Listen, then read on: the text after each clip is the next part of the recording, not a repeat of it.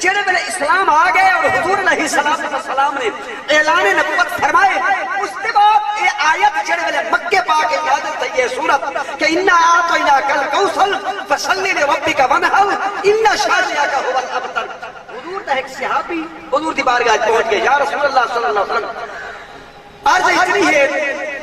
کہ جڑی یہ سورت نازل تھی ہے میں چاہنا کہ جیوے بنا دے کلام کھڑن دے کعبے دے اندر لٹکے ہوئے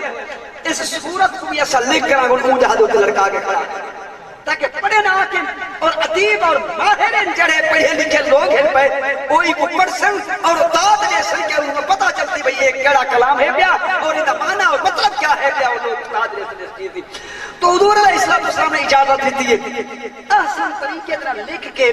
یہ پوری سورت کوثر کو لڑکا دیتا گئے خانے کعبے دے اور انتہائی غور نظر کو سنا ہے۔ چھڑے میں وہ میلہ آئے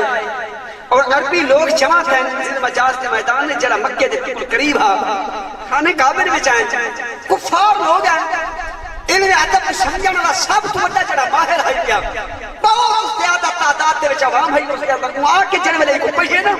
پڑھن دے بعد معنی اور مطلب تے غور کیتے سورت کوثر دے معنی اور مطلب تے غور کرن دے بعد کافی دیر سوچندا رہ گئے سوچن دے بعد جڑا استاد الشعراء ہے ادیب دا استاد آ گیا وہ اپنی قلم دے نال ایندے تلو مجبورن لکھنا ہے ما ھذا کلام البشر کہیں بشر دا کلام نہیں سمجھئے گا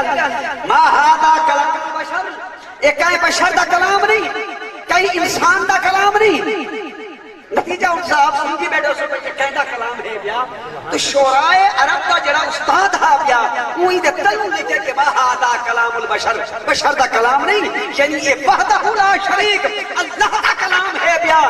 شاید جڑا ساری کائنات دا خالق اور مالک ہے بیا ساری کائنات دا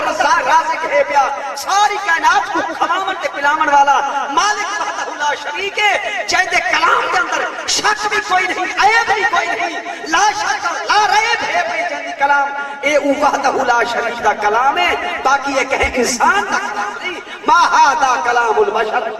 اس کے بعد ان عرب کے سمجھ رہا غور کرے یہی سورت دی پہلا مقام اور مرتبہ جڑا کفار نے خود آپ یہ کلم نہ لکھے تلو یعنی اس آیت انا اعطیناک الکوثر نے کفار عرب جتنی بھی عرب دے استاد شعراء ہیں بے جتنی فصیح اور غریب لوگ ہیں بے معانی اور مطالب سمجھنے والے لوگ ہیں بے انہیں تا ناتا ہی بند کر دیتے آکے اس سورت نے مجبور تھی گئے اور منن دے قرآن کو منن واسطے مجبور تھی گئے کہ ایدے برابر بھی کہتا کلام کا اور ہیکل میں تو اس آیت معنی دی طرف ذرا غور کریں سو پہلی گل ہے ایسی آنے بیٹھے ہی اللہ کے دعوت ہے اللہ وحدہ لا شریک ہے جدہ بھی اپنے یار کو کوئی عطا کرن دا ٹائم آئے پہلے تے اپنا نہ چاہتے بعد یار جاتے